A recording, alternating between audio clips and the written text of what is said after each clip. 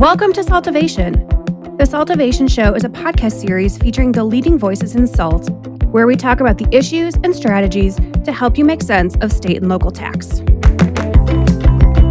In this episode of SALTovation, we talk with Jenn Penn, a contract lobbyist at Dome Strategies in Colorado. Jenn works with businesses to simplify tax and builds coalitions for other special interest groups. Listen in. All right, Jenn. Well, thank you so much for joining our SALTovation podcast today. We look really forward to this conversation. So thank you for being here. Great. Thank you so much for having me. So just to get started, what is your background and how did you actually get into lobbying? Great. That's a fun question. I'm a Colorado native, and I really did not anticipate a career in legislative lobbying at the state level. So I went to CSU from 1995 to 1999. And Go Rams. Go Rams. So during that time, I got involved in the university government. And I originally wanted to be a physical therapist and realized I'm really terrible at science. And so I decided to go open option and take a bunch of tests about what I was good at. And at one point in time, decided to switch to political science and did an internship in 1998 at the state capitol and fell in love with the state legislative process, and the rest is history. I basically never left the Capitol, and here I am, almost, 25, 30 years later. So yeah, I love it. Wow. So then we'll take a step back from there, but not everyone knows what a state lobbyist does. So how do you describe what you do? That's also a great question. So I like to say that it's about policy and not politics. The state legislature is very different than everything you hear and see on your national media. Our state legislators get along really well, and party is not as important as it is at the federal level. So lobbyists are really an integral part of the process. We are what I would call targeted communications. And like a lot of businesses hire communications or PR folks to help them communicate with the press, lobbyists really help businesses, nonprofits, other organizations communicate with the state legislature. And so we're helping deliver those messages to those 100 legislators, 35 in the Senate, 65 in the House, the governor, his staff, and the executive branch of the government. So it's really just targeted communication. And there are two types of lobbyists. There's what we call in-house lobbyists. So those folks work for a specific organization or company. Most lobbyists, maybe a nonprofit or a specific company. Those are in-house lobbyists. And then there are what we call contract lobbyists, like myself, who have a variety of different clients representing those different organizations on a contract basis, like myself. So if you were an in-house lobbyist, like say for Coors Brewery, the only way to support someone like you at an in-house level is to have a fairly large budget, right? And it'll be a larger company that's dealing with more issues. Plus, you're one state specific. Are you lobbying across anywhere besides the state of Colorado? I am not at this time. At particular times in my career, I had other clients that had a regional presence. At one point in my career, I was in-house at two different points in my career. I started out with a nonprofit representing people with intellectual and developmental disabilities. And I did that for about 4.5 years. And then I was also in-house with Coors Brewing Company, and I did state and local government affairs for them. So there's a lot of companies that have state and local government affairs, and there's a lot of companies and organizations that have somebody in that in-house role that might have multiple states. So I still have Molson Coors as a client, and I report into someone in-house in that company who has multiple states. I think he has like 11 states now. And they don't have a contract lobbyist in every one of those states. They, some state legislatures maybe aren't as active, or they don't have a footprint in those states. And so those in-house lobbyists can monitor those states digitally. I was going to say, like North Dakota, their legislators only meet every other year, is my understanding. So they don't even legislate annually like we do in Colorado. Correct. And then the windows of legislation are different across the different states. So like ours is January through May, but then still stuff's happening in the lame duck section. But there's still stuff happening. Lame duck session, is that the right word? And then some don't, you're planting the seeds all along, even to get stuff happening for next year. Right. Yeah. So fascinating. In Colorado, we have what we call a citizens legislature. So by constitution, the legislature can only meet for 120 days, but they meet annually. And so they start in January, usually the second week in January, and then they meet for 120 consecutive days. If they want to meet more than that, the governor can call what we call a special session, or if 2/3 of both the House and the Senate agree and call a special session. But those special sessions would have to be on a predetermined agenda or a topic. So it's a set policy conversation. It can't just be about anything. But you're right, a lot of other states only meet every other year, but Colorado meets every year. And then that period of time that is not during the legislative session is what we call the interim. And during the interim in Colorado, we have interim committees. So there are committees that meet only during the legislative session. There are committees that meet during only the interim, and then we have committees that meet all year round. And so we'll talk about the Legislative Sales and Use Tax Simplification Task Force, which only meets during the interim. Right.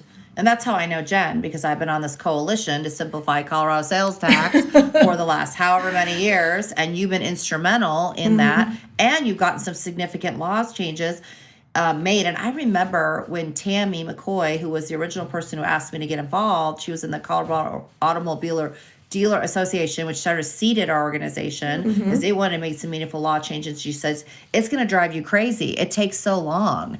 And I thought, no, we'll figure it out. It'll be fine. And boy, was she right. And you have been so steadfast and consistent.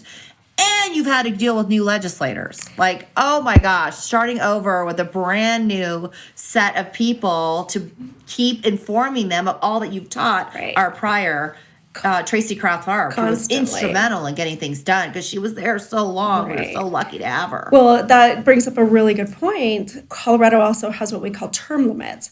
So legislators in the House can serve up to 8 years, so 4 2-year terms, and that's only if the voters continually elect those folks to serve those terms, and then the same in the Senate. So 2 4-year terms, so 8 years in the Senate. And so what we see sometimes is that we'll see some folks serve 8 years in the House and then move over to the Senate, or vice versa, for 16 total years. And we're lucky if we see somebody, serve those full 16 years. But in the case of Representative Tracy Kraft-Tharp, who was amazing for us in the business community and on this simplifying sales and use tax issue, she decided to serve her 8 years in the House, and now she is a commissioner in Jefferson County. And so huge loss to us at the legislature, but she continues to work on policy goals at the county level. Right. And then you had to come in and educate. I mean, you had to make sure on our coalition we had continuity, even though we had to bring in new people, but we needed some people to kind of carry the torch. And then while the new people got educated, and you did that. Yes. For us. Well, and this next session is going to continue to be a challenge. So, we've been able to, continually ongoing, always educating new elected officials. And this past election cycle, we saw a ton of new electeds. So I believe we have, I know it's over 30 electeds. I believe it's 36. And then with a couple of, unfortunate, the death of Representative Hugh McKean, who is being replaced through vacancy committee. And then the recent resignation of Senator Bob Rankin, who will officially resign in January. And then his replacement will be filled through a vacancy. That gets us up to like 38. So over a third of the legislature are completely new legislators. So, they're still learning the legislative process and all of the issues and all of the people and the players. And those players include the people inside the glass as far as the electeds. And then outside the glass is what we call the folks that are non-electeds, like the lobbyists and the legislative liaison staff for the departments and the staff within the departments, like the executive directors, and navigating that process, the governor's office staff, and then, of course, all of the other advocacy folks that impact the legislative process. Yeah, and I've been really kind of anti-term limits a little bit now that I've heard this, because I think it takes you a good year to figure out what you're doing before you're effective, right? Not you, but the legislators, Right. And so I just had no idea. It's been such a blessing to serve on this task force and work beside you, because I just really had no idea. And I have a better appreciation for our system of laws, even as a lawyer who, deals with the writings of them, but not always the implementation of them until now. So Can we just go back a little bit and just talk about the formation of the Sales Tax Coalition and like how it got started, and then Jen, how you got involved? Because it sounds like just from, being a RAM at CSU, tax wasn't really what you were going for, yet here we are. I know. Let's see, not-for-profit, learning, whatever, and then beer. And then tax. And then tax.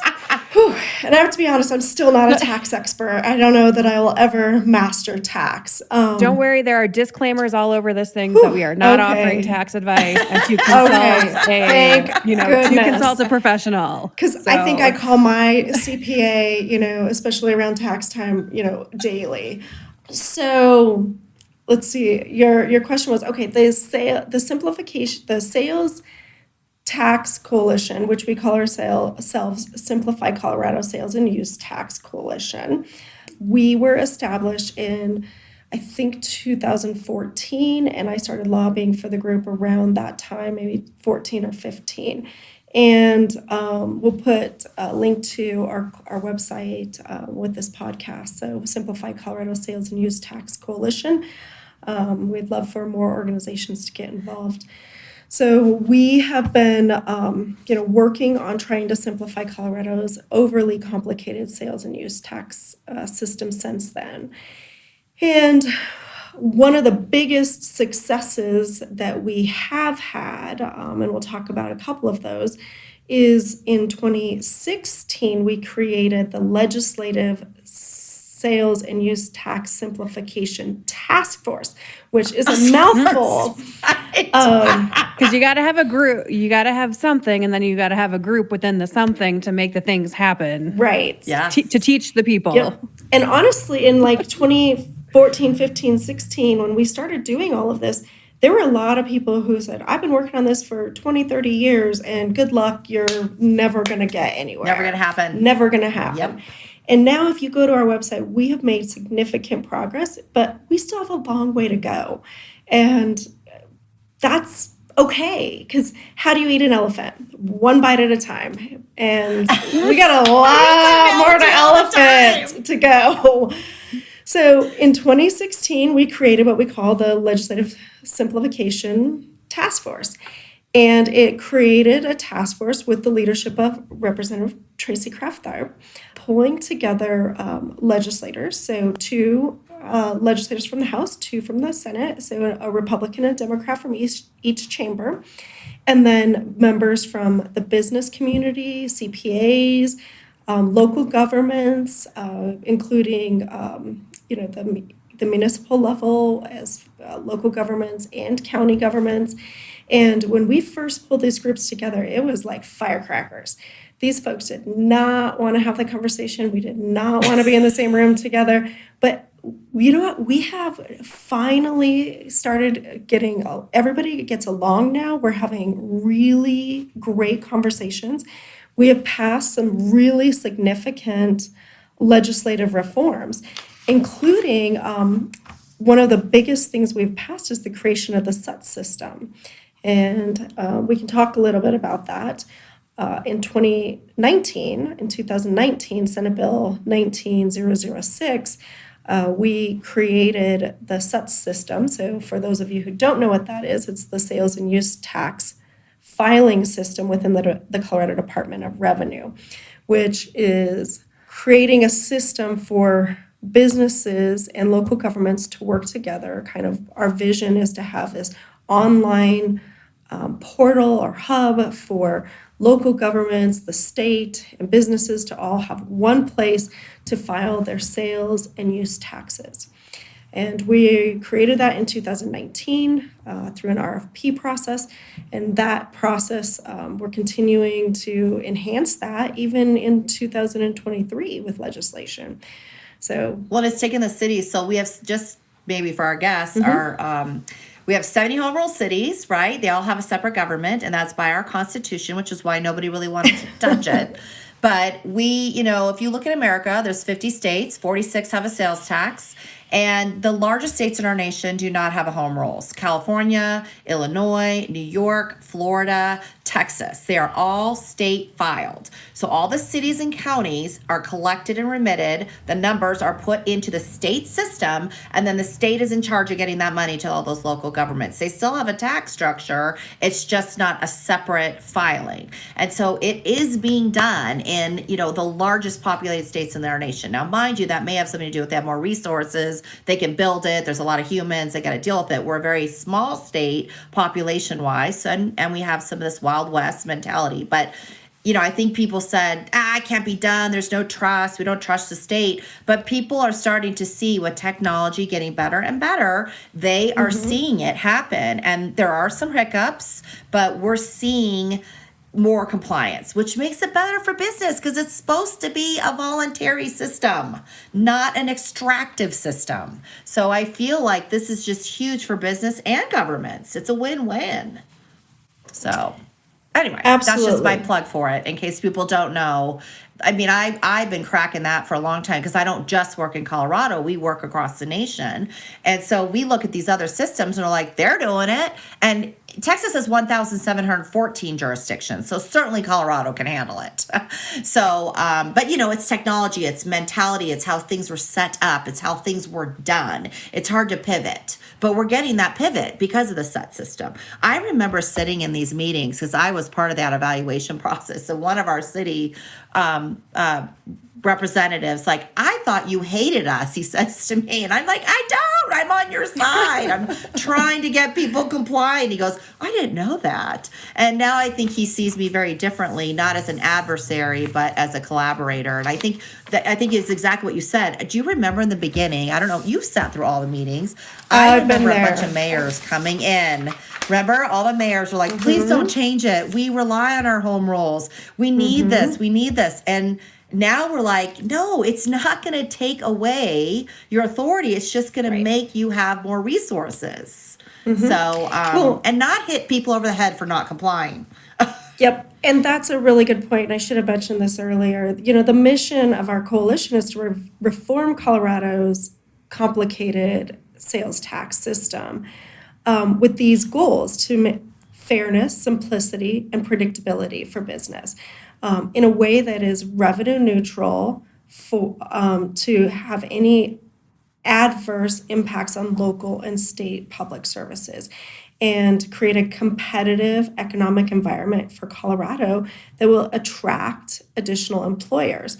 The coalition as a business, is comprised of businesses and trade organizations and other interested taxpayers that want to reform and enhance business in the state of Colorado. So, when we created SUTS, I think there was a lot of concern, but ultimately some of the same municipalities and mayors that came and voiced those concerns at the task force have now seen revenue increases and are totally on board with what we're doing.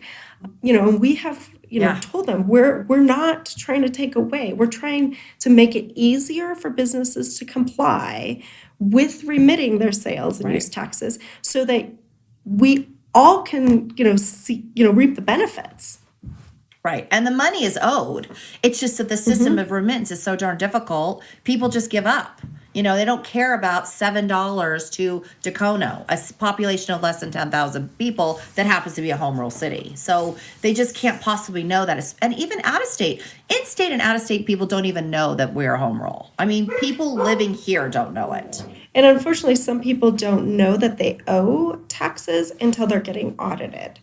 And that's unfortunate. And so we're trying to make the system less complicated and easier for people to comply so that people do comply. Right. And realistically, what this does too is yes, it's the in-state constituents that are paying the tax, but like you said, it is due regardless. But also it's those, out-of-state vendors that, Colorado gets a piece of, and there's trickle down. So to the extent that we can just, make it easier, the general view of taxpayers isn't such that they won't do it, but they just need to know how, and they need to have a mechanism that's easy enough to understand to make it happen. Absolutely. And they're not going to do it if it costs them hundreds of dollars to remit $7. That just doesn't make business sense. But the problem is that $100 or $5 or $7 adds up of 20 years of not filing. So there's your big contradiction of I didn't do it for a long time, didn't think I'd have any trouble. And so it does add up. And so this is where we want to make some mitigation so that people can be compliant and do what they need to do and not have a huge stick hit them over the head. This podcast is for educational purposes only and is not intended, nor should it be relied upon as legal, tax, accounting, or investment advice. You should consult with a competent professional to discuss specifics of your situation and the applicability of the information presented.